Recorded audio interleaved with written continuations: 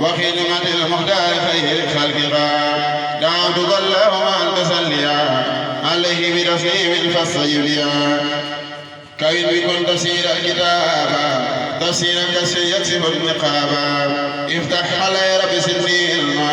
واسرع لي الصدر وابني فهما ليكون اسارا وفي خدي وعصمة وليجد برخدي يقيني اليقين من الساعة تحيرا الى خيام الساعة من علي بالفيول والمدد وليسخ كل من بلا عدد عن اسرف الاحداث الرهاجلا وكل ما يسوني واجلا أجب جاء المصطفى بعد صلاة مع سلام والرزق لي الصلاة أجب وسقني جملة الأفراد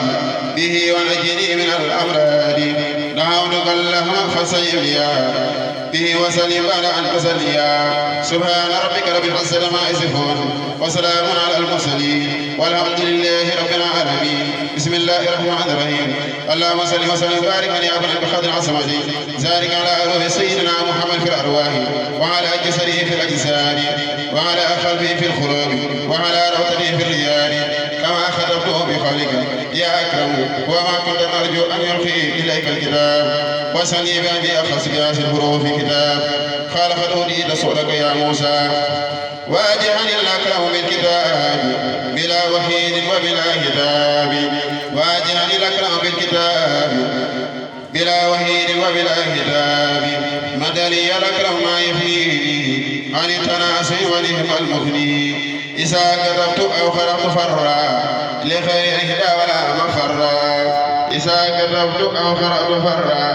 لخير الهدى ولا مفرا كتابتي تشمس سيدانا